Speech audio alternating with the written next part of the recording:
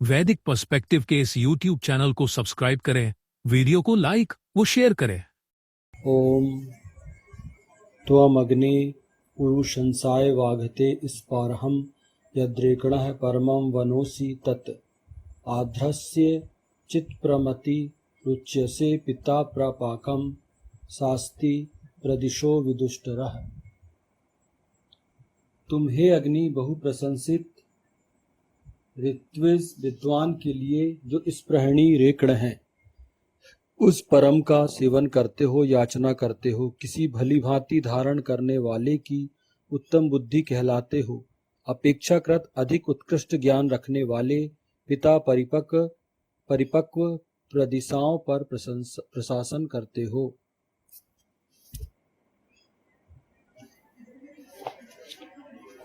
ये ऋग्वेद के प्रथम मंडल के 31वें सूक्त का 14वां मंत्र लिया गया है। उसमें धन लगता है, तो वो सारी सुविधाएं वो प्रशासन उनको दे। दूसरी बात, कई बार क्या होता है, जो विद्वत लोग रहते हैं वो भी शासन उनको धन प्रदान करते, तो कई बहुत ईमानदार होते हैं या बहुत ही अच्छे होते हैं, तो वो क्या करते कि नहीं, वो नहीं करते स्वीकार, अरे नहीं हमको नहीं स्वीकार है। पता चला कोई अच्छा कवि है अथवा लेखक है, कई बार हम देखते हैं क्या होता है, उनको प्रशासन ने कोई धनराशि प्रदान की और पुरस्कार प्रदान किया, तो वो सांकेतिक पुरस्कार तो लेते हैं, जैसे कि उनको साल श्रीफल दिया, उनको सम्मान पत्र दिया, तो वो स्वीकार करेंगे कि वो बहुत अच्छे से स्वीकार कर लेते हैं। और उनको धनराशि वगैरह दी जाती तो वो क्या बोलते, अरे यार ये धनराशि मैं आपको ही समर्पित करता हूँ। कई बार ऐसी चीजें हम आसपास देखते हैं विद्वान लोग। ये बहुत अच्छी कंडीशन है, ये बहुत ही बढ़िया कंडीशन है। वो ऐसा करते हैं कि वो धन उपयोग तो हो रहा है, लेकिन उन्हें स्वीकार भी करना चाहिए। अगर उनका ऐसा मान सम्मान होता है तो ऐसे विद्वानों को वेद कहता है कि नहीं, आपको अगर कोई आर्थिक लाभ भी शासन देता है या कोई संस्था देती है तो आपको स्वीकार करना चाहिए, क्योंकि आप अगर वो धन आपके पास आएगा तो आप उससे अपनी पारिवारिक स्थिति को मजबूत करेंगे और उस धन से आपको फायदा ही पहुंचेगा। वे ऐसी धनराशि अस्वीकार ना करें तथा अपना जीवन निर्धनता में व्यतीत ना करें। क्या होता है कि कई लोग बहुत, मैंने बताया कि बहुत अच्छे होते हैं, तो वो उस धनराशि को उन्होंने कहा हम इसी संस्था को देते हैं या आप जो काम कर रहे हैं वो करते रहे, वो एक बहुत अच्छी कंडीशन है। लेकिन ईशान कहता है, वेद कहता है, परमपिता परमेश्वर कहता है, ईशान जो है वो ईश्वर का नाम है, इसलिए अपन ईशान बोलते हैं। ईशान जो है भगवान का ही नाम ईशान है वेद में। तो ईश्वर कहता है कि ऐसी धनराशि को आप अस्वीकार मत करो, क्योंकि आप उस धनराशि का प्रयोग करें अपने जीवन स्तर को ऊपर उठाने के लिए। और ईशान कहता है, परमपिता परमेश्वर कहता है कि अपना जीवन निर्धनता में व्यतीत ना करें। ऐसे विद्वान लोग, आप अगर विद्वान होंगे, आपका जीवन स्तर ऊंचा होगा, तो आपसे बहुत सारे लोग जो है वो ये मार्गदर्शन प्राप्त करेंगे, इंस्पायर होंगे आपसे बहुत सारे लोग। उनको ये लगेगा कि नहीं यार, अच्छे लोग तो ऐसे जीवन जीते हैं, तो वो भी इस प्रकार का जीवन जीने का प्रयास करेंगे। क्यों? क्योंकि आप जो विद्वान हैं, तो आप भले ही अपने आप को विद्वान न समझे, लेकिन एक बहुत बड़ा वर्ग आपको आपकी विद्वत्ता को स्वीकार करता है।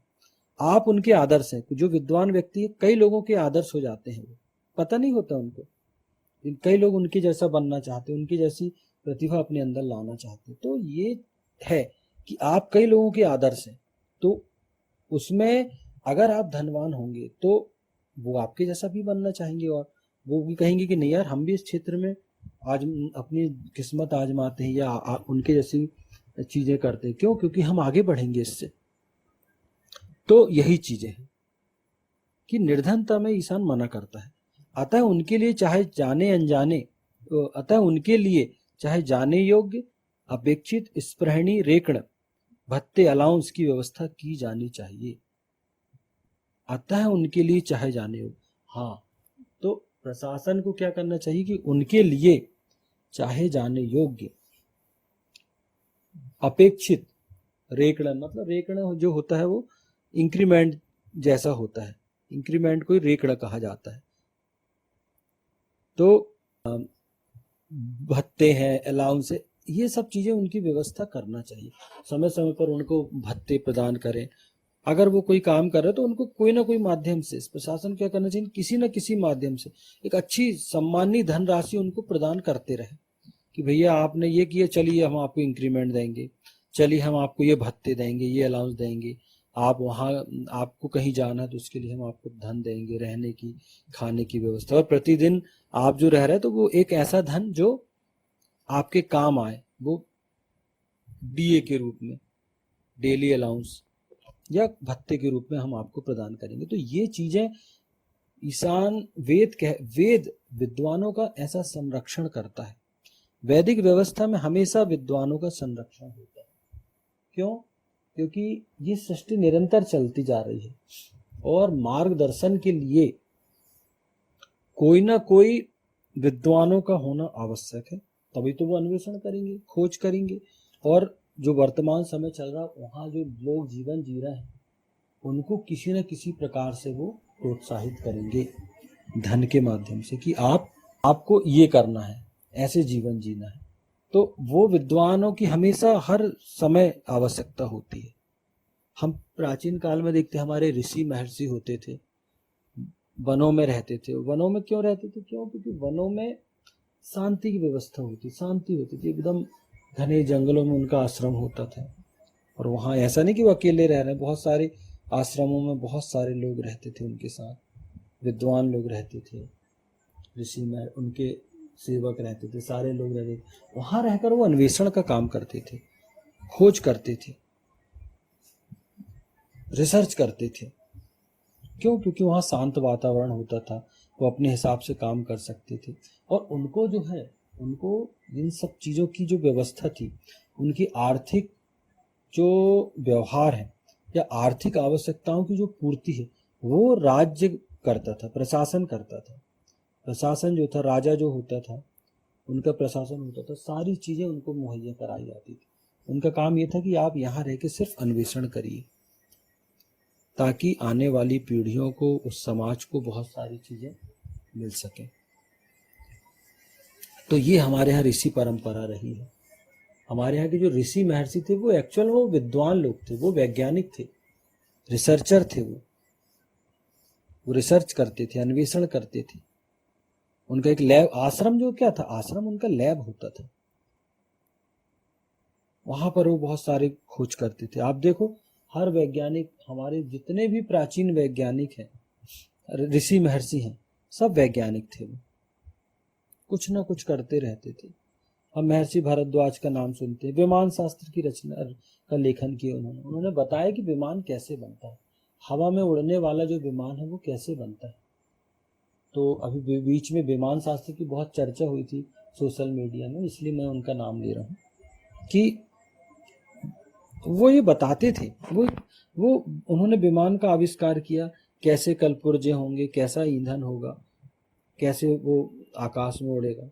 आज हवाई जहाज हम जो देखते हो, आज की ये नहीं कि आज ही हुआ है, ये अभी इसको सिर्फ कुछ दिन 100-150 साल पहले इसका आविष्कार हुआ नहीं, उसके पहले भी ये सब चीजें होती थी। हम सुनते हैं पुष्पक विमान के बारे में, हमने सबने सुना है, रावण के पास पुष्पक विमान था। वास्तव में वो रावण का जो विमान था वो कुबेर का विमान था, वो रावण का नहीं था वो विमान। वो जो उनके बड़े भाई थे कुबेर, उनका विमान था। वो सोने की लंका भी उन्हीं की थी, रावण का कुछ नहीं था। वो तो रावण ने हत्या लिया था, उसको कब्जा कर, अवैध कब्जा किया था उसने। तो वो विमान हम देखते हैं कि भूतकाल में यदि हम जाएं तो त्रेता युग की घटना है कि पुष्पक विमान होता था। उस पुष्पक विमान की बहुत सारी विशेषताएं थी। वो समय पर वो जो लोग बैठते थे उसके आधार पर आकार बदल लेता था। अगर 2 लोग बैठे हैं तो वो 2 लोग के जैसा हो जाता, मतलब 2 लोग की आवश्यकता के अनुसार वो उसका आकार हो जाता था। अगर 100 लोग बैठते थे तो 100 लोगों की आवश्यकता के अनुसार उसका आकार होता था। तो हम देखते हैं ये क्या था, ये सब साइंस था, विज्ञान था, सब विज्ञान था। वो आज भी है वो चीजें।